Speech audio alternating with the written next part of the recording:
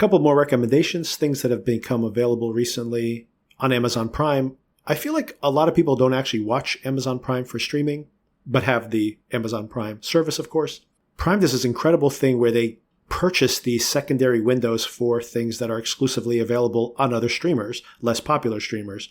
For example, Nosferatu, speaking of horror films that you might want to catch up on, previously only available on Peacock, is now available on Amazon Prime. So this is another recommendation if you're in the mood for more horror after some of these earlier recommendations. But I wanted to mention a couple of things that just popped up on Prime very recently that relate to things we've discussed here in the podcast or films that are still yet to come this summer. First of all, a film that I think is very underappreciated, Only the Brave. This film from 2017 is from Joseph Kosinski, having a huge hit this year, of course, with F1, and coming off of the even larger success of Top Gun Maverick, but he's been making excellent thrillers for even longer than that. And this film from 2017 about a real-life squad of elite firefighters that go and fight the toughest fires around the country, and based on an actual fire. This is an emotional and thrilling and visually stunning story about these brave firefighters. And what an incredible cast. Josh Brolin, Miles Teller, Jeff Bridges, Jennifer Connelly, James Badge Dale, Taylor Kitsch, Andy McDowell, and others. An all-star cast, an incredible production, a huge production, and somehow still extremely underseen. So do check that one out. And another premiere on Amazon Prime, something that I had not caught up with, but very conveniently because I saw the trailer just recently for Nobody 2, Bob Odenkirk as a one-man army. As strange as that sounds, but very convincing in Nobody. The first film is now available on Amazon Prime, and I just caught up with it this very week. I found it to be very entertaining. I liked it better than most of the Wick films, mostly because it's pretty straightforward. This is just a guy who's going through a midlife crisis. All this murder brings him closer to his family and reconnects him with his own joie de vivre. So your mileage may vary, but this was a lot of fun for me. And love seeing Bob very efficiently, very effectively portray this killer. And that's called Nobody. And of course, Nobody 2, just a couple weeks away. That film was actually a hit. And it looks like the scale of the second film is even larger. We'll see if Bob will become the next ass-kicking old dude now that maybe Liam Neeson has moved away from those roles. And one last thing I want to shout out, also available on HBO Max, has not been available for quite some time. I've recommended this film to Sona multiple times. She likes psychological thrillers. This is one of my favorite psychological thrillers, and rarely available, or at least not in quite some years. Martha, Marcy, May, Marlene. This film was, I believe, Sean Durkin's first film. Recently had a big hit with The Iron Claw. And the reason, or the prime reason to see this really excellent film across the board is the performance by Elizabeth Olsen, which really made her a star. This is how she got her MCU work and became the star that she is now. But a really talented cast. John Hawkes as this cult leader. Sarah Paulson as Martha's sister, Hugh Dancy as the husband, Julia Garner's in this film as well, Christopher Abbott, very talented cast. Brady Corbett, now a director, Academy Award nominated last year for The Brutalist, an actor still at this point. And it's the film of this younger sister who joins a cult, runs off, and is reuniting with her older sister, and how she is potentially a powder keg ready to explode, that this psychological damage that forced her into the cult in the first place may still be a ticking time bomb in this new suburban situation she finds herself in. And interspersed here, the actual flashback of her experiences at the cult. This is not an action-packed thriller. This is all psychological. But if you do like these type of more quiet, meditative, but deeply troubling psychological dramas, do check out Martha, Marcy, May, Marlene. And if you are a fan of this film and haven't seen it in over a decade because it's been rarely available to stream, it's available on HBO Max. And who knows, every time I see this pop up, it disappears a week later. So it might be there only for a limited time. Do check it out if you are curious. Okay, so do expect a August streaming preview. I've done this for the past few months. I skipped to July because there was honestly nothing. July was a wasteland of nothing to watch. Only a couple of things that I happened to watch there that I've discussed openly here on the podcast. But Darren and I will be having that conversation because there's way more things to watch this particular upcoming August, and I'll keep you in the loop with all of that. Check that out. That'll be later this weekend, along with our conversation discussing the most recent episode, a very interesting episode of the series Smoke on Apple TV Plus. That is to come, but now let's finally get into that conversation with Sona about this most recent episode of Dexter Resurrection. So anything else you've been watching? I actually have an answer for you because nice. Normally I say, when do I have time to watch anything? The new Lena Dunham show. Oh, okay. Is it called Too Much? Too I'm Much. Not sure what it's called. Yes. Yeah. And I've really been enjoying it. But, it is a series. And here we go back to my old refrain. When do I have time to do this? So I have not finished it, but I've gotten a decent way in. And I think it's good. I think Lena Dunham is so talented.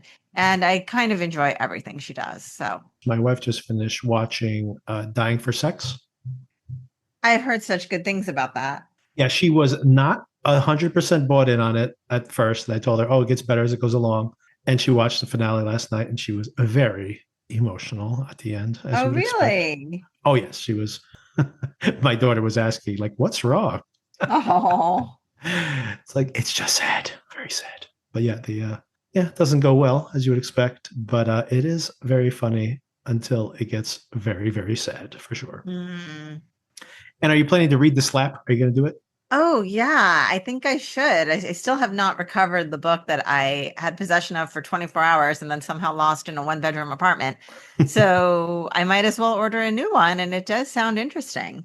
Yeah, I really enjoyed the series. It's so funny because that book and the Australian series and the American series even, which is the most recent version of it, is 10 years old.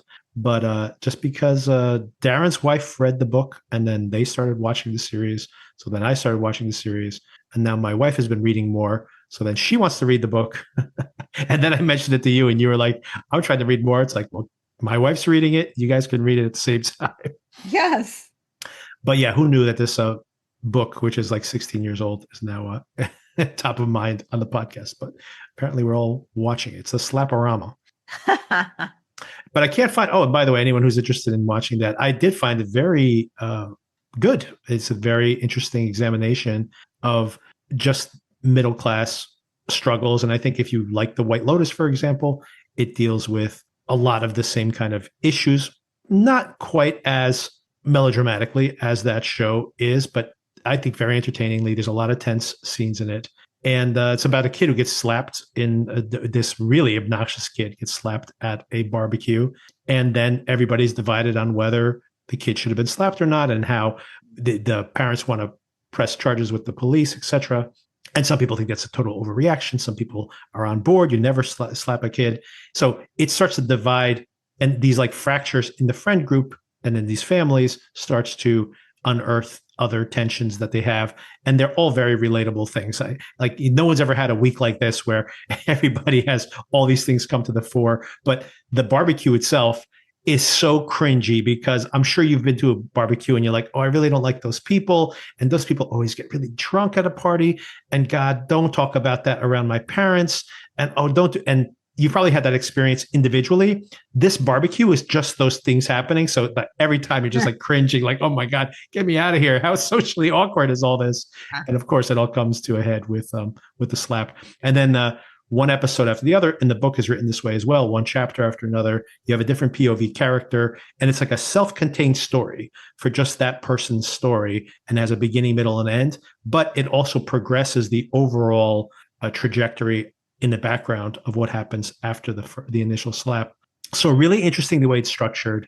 And anyway, really good. Oh, and the reason I bring all this up is because I couldn't find the American version. This was made into, speaking of Uma Thurman, by the way, Uma Thurman is one of the stars of the American version of The Slap from 2015, just 10 years ago now. I could not find it streaming anywhere. However, the Australian version is available on the Roku channel here in the US, and I assume around the world, which is just a free channel. Like, the Roku devices obviously are paid, but the Roku channel itself, you can just install the app and stream things for free, and you can just watch it for free if you want to. And it's very good and has recognizable stars in it as well. Not as big as the NBC version was all stars, but this is still a pretty starry cast in the Australian version.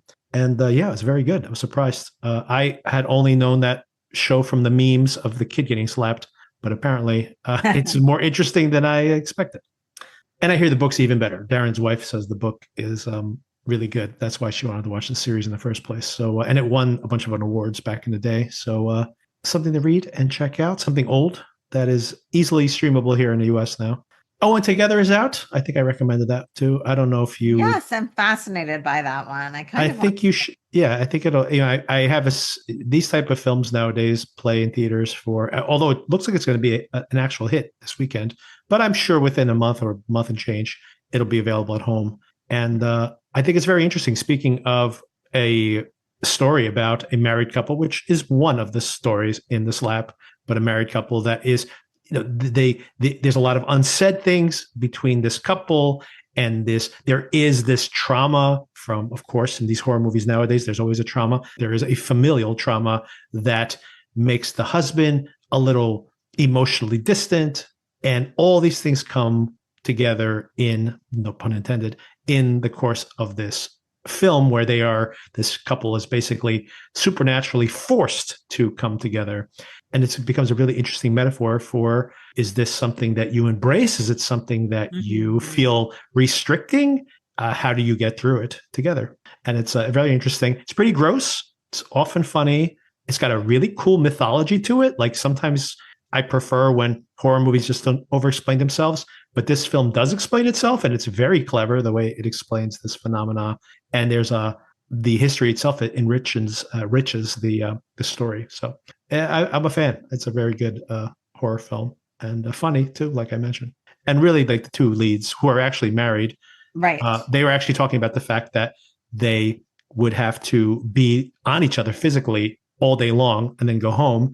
And they said to each other, like, I can't imagine this movie ever being made by someone who's not married to the other person. Yeah. Like, how could you deal with this all day long if you weren't married to the person? For months at a time, probably. Well, maybe that's how workplace romances develop when you are stuck together for so long. I'm amazed that they haven't gotten divorced after making the movie, but they seem to have a very sweet marriage. So, Sona, before we get into it, I wanted to announce this to the audience. I sent you this link, but if anyone hasn't seen this, you can go to a website. This is a Paramount. It's not a spam website. This is a Paramount Plus website. Diveinto Dexter.com. And you can actually walk around the set of the virtually of a 3D set of the trophy room that we saw, Prather's trophy room last week. Which is amazing. Which is pretty cool.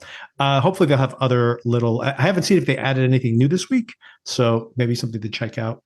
I know I sent it to you and I sent it to Darren as well, who's also caught up on the show, but I want the audience to know about it as well. And just like, I assume there'll be other things on that website going forward as well.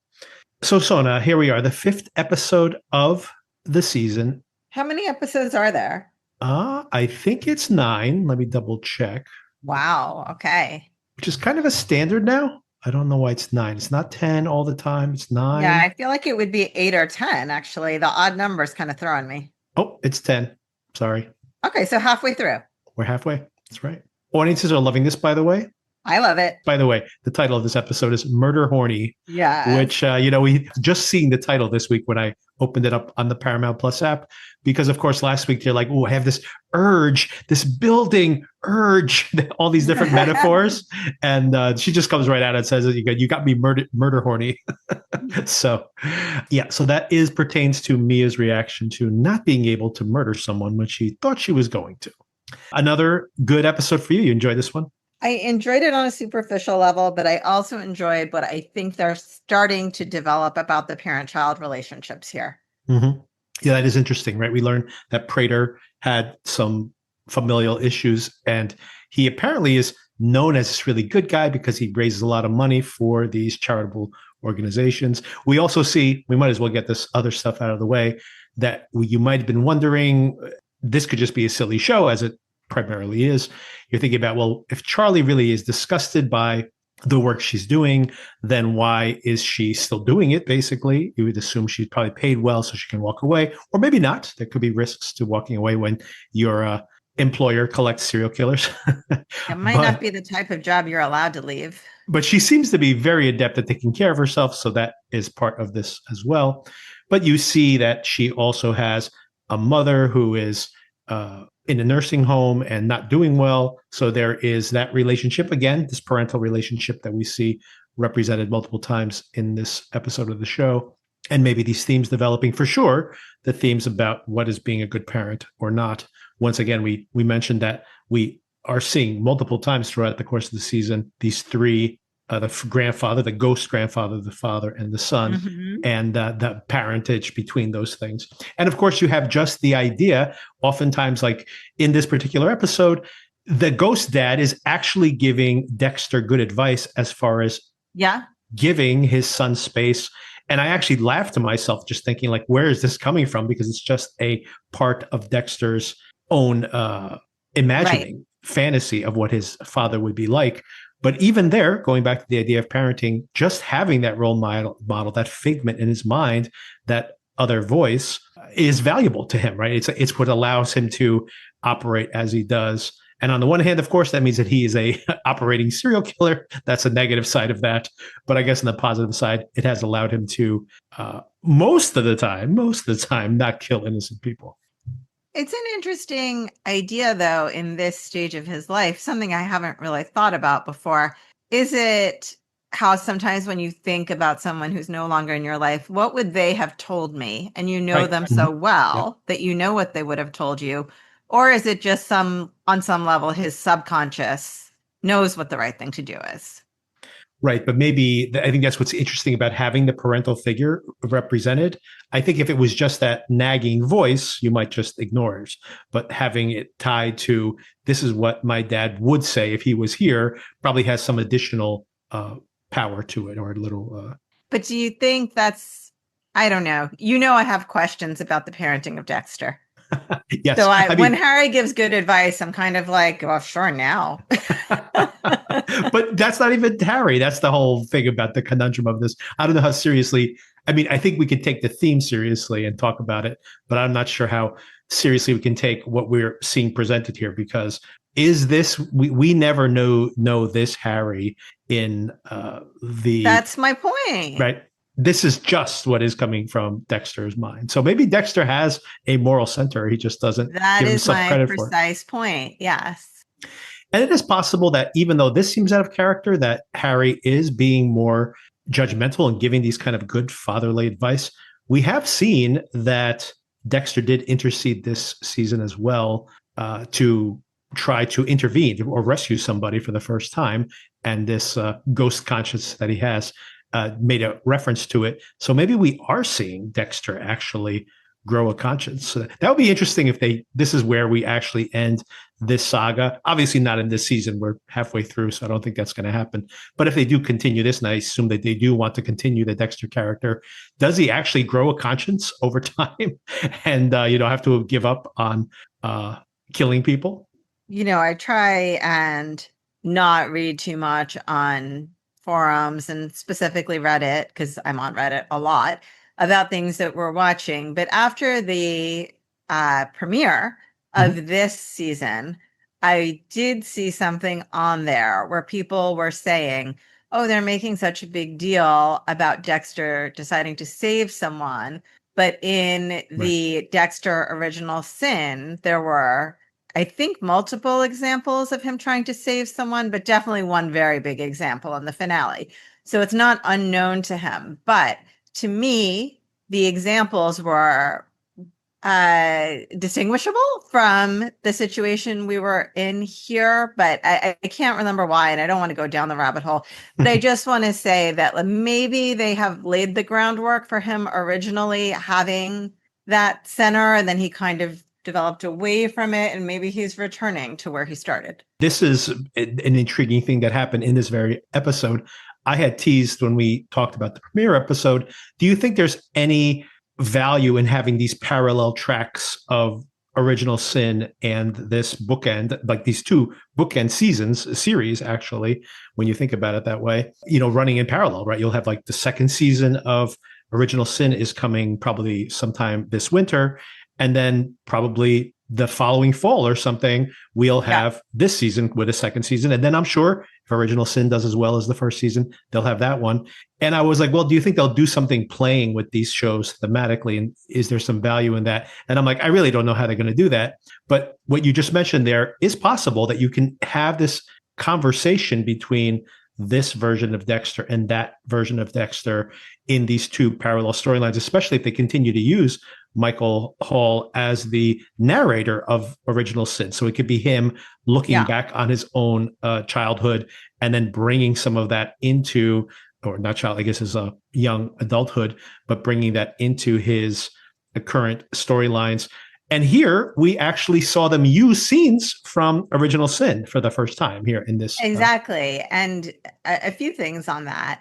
I think when you asked me that, I said, oh, the idea of that makes my head hurt. But seeing this episode, I kind of appreciated it. I'm going to come back to that in a second. But you kind of corrected yourself about childhood versus young adulthood a second ago. But actually, the Original Sin also flashes back to when Dexter was a child. So it kind of covers that whole spectrum of the time that he came to live with Harry and going forward from there. You know, there were two timelines in Original Sin of him being a child and then of him being, you know, like a 20-something. So it is in there. And to bring this all the way back to where we started, I did like the way they tied it in today, and I did appreciate that. And I think it was kind of cool. So if they could keep that going, which I think would involve, you know, someone keeping very detailed notes in the writer's room about exactly what they've said and how they've said it, I like that tie-in. I think it's fun. Well, it's the same showrunner for this season as the original seasons of Dexter. I forget his name now. Clyde Buckner, I think his name is. He that sounds right. Was the original showrunner for Dexter. He left at one point from that show right around the time the quality dipped.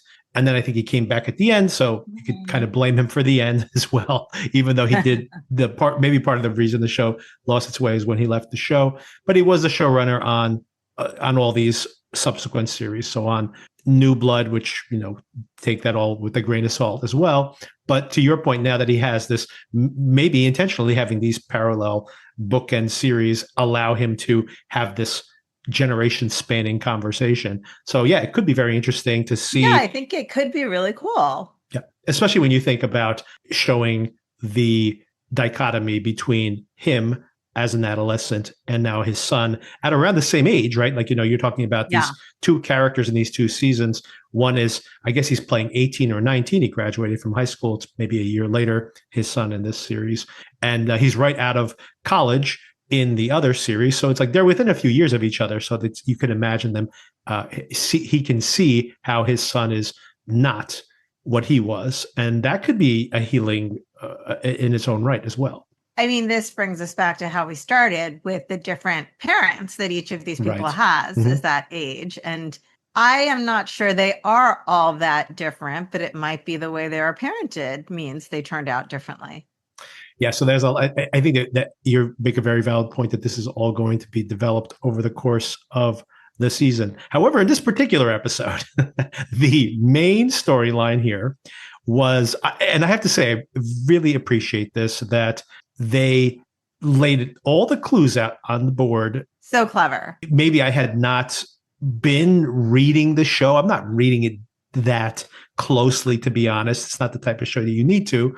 So when I saw the clues that, well, of course, he's going to be the Dark Passenger, there's even that whole shared name, etc., then I'm like, well, how does this tie into everything we've seen? Oh, I get it. He's going to imitate the other guy. That's how he gets into the serial killer club. And then we saw it all there. We said all these things last week. It's like, do you think he's going to kill Mia? He can't kill Mia. Wait a second. Is she going to be a love interest? She does have, that whole revenge against violent men. She would actually be a good scapegoat if someone was going to get framed for. So like, is he going to kill her? Is he going to date her? Is he going to frame her? And I'm like, he can't kill two people. It's too obvious. Well, that the one way you can all fit together is how it fit together this week. Oh, clever. So yes. So he does kick it And off. the watch on top of Yes. it, amazing. Well, I knew the watch was going to come back. They made that big tail. You called out the whole telltale heart aspect of it last week. I thought, well, is he going to go and like kill somebody and then cut them into 9 pieces and leave the body, instead of disposing of it, leave it out there to say, oh, see, I've committed this crime. And then the watch would be something he could plant. And who's going to kill one of the other serial killers? Then he's really going to, so there was this whole conundrum. But the show came up with a very elegant way to do that, which is he doesn't kill Mia. He simply frames her. And of course, she has the biography for it. So it all fits very neatly together. Also, they didn't kill her off. I was like, when I kind of saw the pieces coming together, I thought he would kill her, and then that would be very suspicious. But no, he just framed her. So, of course, they framed her, but they didn't kill her. So she still is in play for the rest of the season and kind possibly of feel beyond. Like she might die, though, but yeah. Yeah, I'm not sure. Yes, I have questions about how they're going to use her going forward from this point on. It's interesting they had these big actors and they sidelined them almost immediately. You had Neil Patrick Harris killed last week. Yes. The other serial killers, who are all somewhat well-known character actors, have all been sidelined. And even Prather, who, of course, you get a big star from Game of Thrones playing the role, he only gets 1 or 2 scenes during that interview with the real Leslie Stahl. Leslie Stahl from 60 Minutes, playing herself here, interviewing Prather. How hilarious is that? It's good to have that Paramount Plus connection. Huh. This is why they paid off the Trump administration, so Leslie Stahl could be in this show. But how do you think, in general, how this whole thing developed with Mia? I feel bad for him a little bit that he couldn't at least hook up with her one time before he just contemplated killing her. But he was a little disappointed. He almost revealed he's slipping here. I mean, I got to tell you, this guy is slipping. Maybe he's just desperate for some kind of human connection. I mean, he's known her for like a week. Come on. Exactly. But he thinks, oh, she's a kindred spirit and he's attracted to her. So he starts fantasizing that maybe this can happen. Maybe this could be like Lumen again. What did you think about the bowling date? It was cute, I thought. Before it got ugly. Yeah, I liked the banter between them, and they have a cute chemistry. 2 serial killers have a certain draw towards each other. So I enjoy watching these 2 actors together. I think it's fun. Mm-hmm. Yeah. Yeah. And I was impressed with Dexter's 7-10 split or whatever it's called. Yeah, that's the most difficult split, but she just needed a strike and she did it. It is interesting that you see that them spending time together and definitely showing them as potentially a couple. So can these crazy kids work it out? Can he just say, okay, I'm okay with us teaming up as long as you do stick to only legitimate serial rapists? I think she's made it clear that she just doesn't care. She just likes to kill people. Yeah. That's just my excuse. That's just the story that the media runs with. I mean, that was the craziest part of the whole thing, is that the media just decided to label them all predators, even though some of them apparently were not. Yeah, they're just like, well, I guess they made the assumption, right? Like after the first few that, and I guess everybody made that assumption too. Like even think about Prather, probably thought that this guy, she did pick him up or whatever, and he maybe doesn't have any kind of criminal record, but he maybe got too aggressive and then she turned on him. But apparently, no, she's just picking up some loser at the bar and going like you'll do. She actually suggests at one point that they do a menage a trois. And he's like, isn't that going to be kind of hard for me to get somebody who's, a sexual predator? Who is also a rideshare driver. Also a rideshare driver. So it might be a little tricky to get this all to work, right? Although I guess they could have had 2 kills going simultaneously. Then it would have been like a 4-way. Yeah. But of course, it turns out that she doesn't have all these actual requirements. And he's very disappointed that she does not have a code. Too. I was too. I have to say the same. I was hoping that it would be this kismet, that they were more closer, more alike in that way. And they had found a connection. And, after all this shakes out and all the serial killer club, probably everybody there is dead, except for them. They can run off together into the sunset with their newly formed family. Maybe the son in tow as well. She has no code. She might kill him one day. Well, I mean, I'm saying if she had a code. I think that's the disappointment. Oh, yeah. Sorry. Yes. Hypothetically. Yes. I think now that's a little, that he put the kibosh on that. He was ready to murder her. He had the syringe out. He's ready to go. He wasn't thinking that out, right? Like, oh, another dead person here? That's going to be a little suspicious. But he does think about it Got eventually. there eventually. Yeah, exactly. But at first, he's just like, oh, time for a syringe. He likes to live in the moment.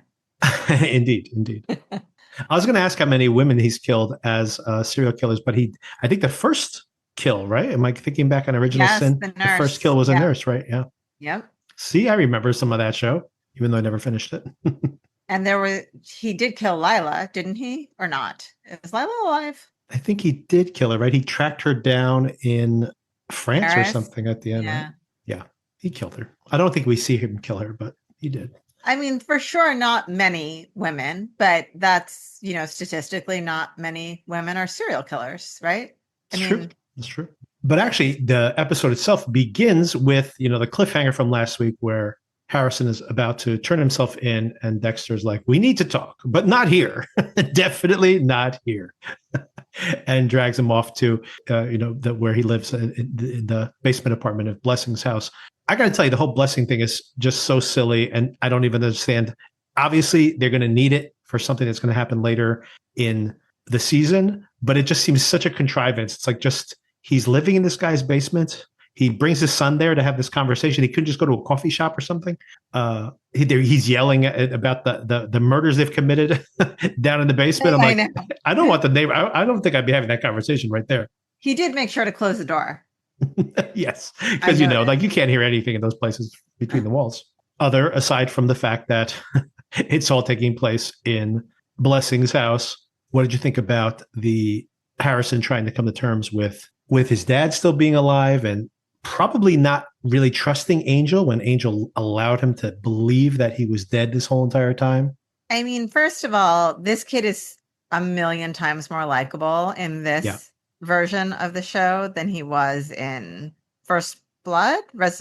What was it called? First Blood? Oh no, New Blood. New Blood.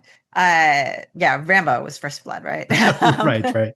Yeah, he's so much more likable here, and he is just trying to absorb so much information at once that I can't imagine how your mind could even process everything that's going on.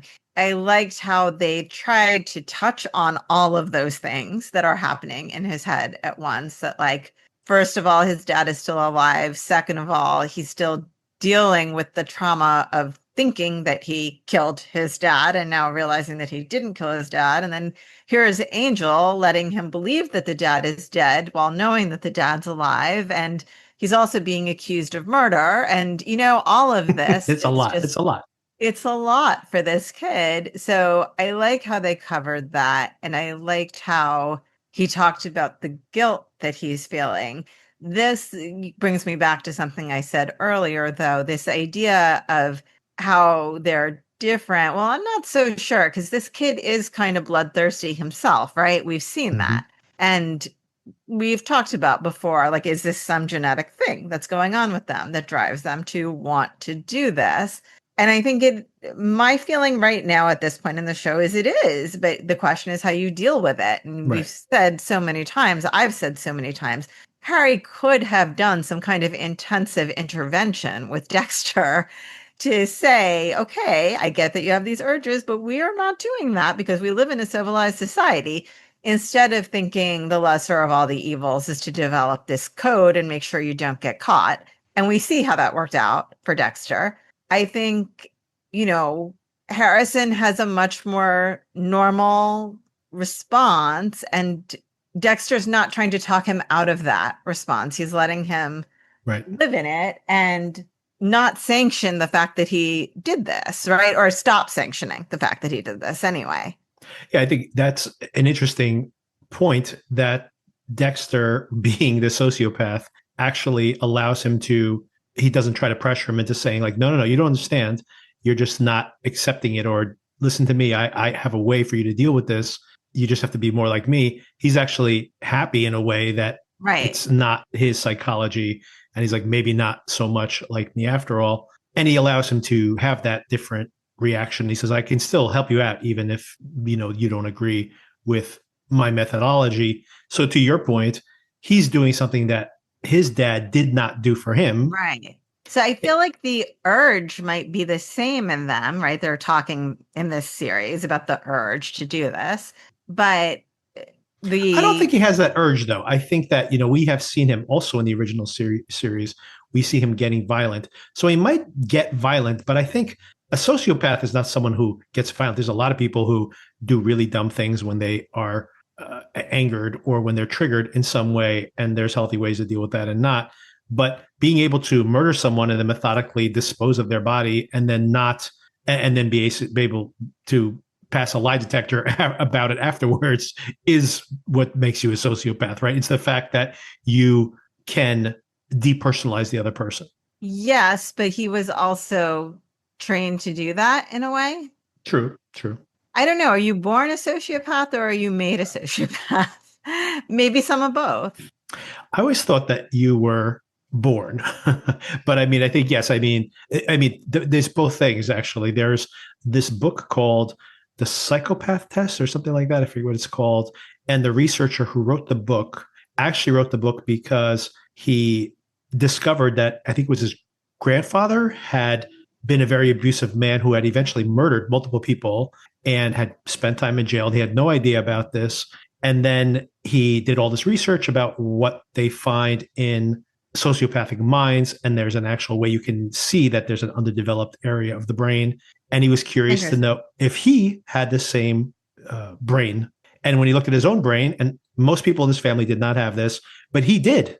So he had to ask himself these questions, like, given a different cultural milieu, if he had been raised differently, would he be a violent killer as well?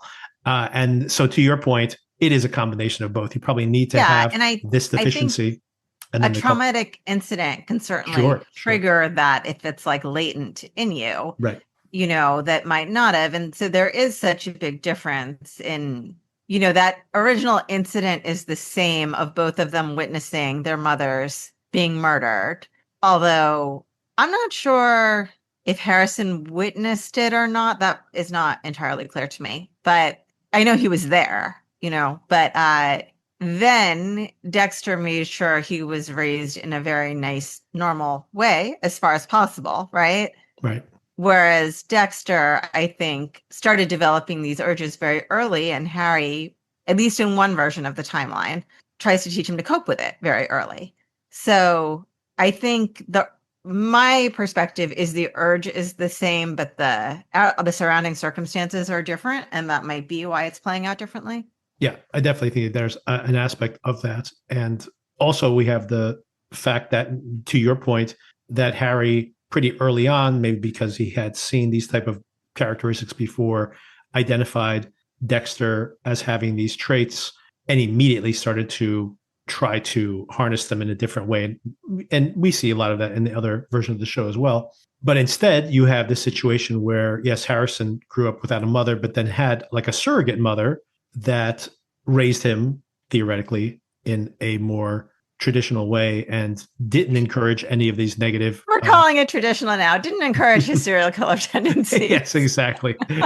So at least didn't do that. Traditional values, Wasn't she a serial killer too, though? I believe so, yeah. I believe so. It's serial killers all the way down. And this show anyway. I don't know. I feel like I'm not being as articulate as I can be. I'm just saying that in my point of view, the essence of that in them, I think it could be that it's in both of them. And that is what I find so interesting about how the different parenting and different influences can make that look so different and how it plays out, even though that initial urge might be the same. Yes, a nature and nurture question for sure. Right, exactly. And I think we'll have some more examination of that. I think it's interesting, or I think it's correct for you to bring it up now at this point in the show, because I think Prather's backstory is also going to tie in with this. He grew up with this, had some trauma in his youth as well, and grew up around other potentially very damaged children.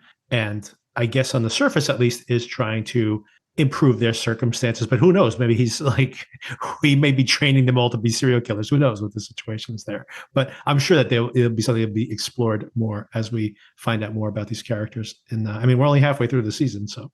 Right. But I like, to get back to your initial question, bring it full circle. I liked everything about that scene in the house. I thought it was very well done. I also like, speaking to this actor rubbing us a little bit less the wrong way in this particular episode, season of show, that when Dexter actually mentions the whole thing about Trinity and how he had admired him, now he had this family, and then he had not even realized that he had killed or had already killed Rita at that point, Harrison's mom.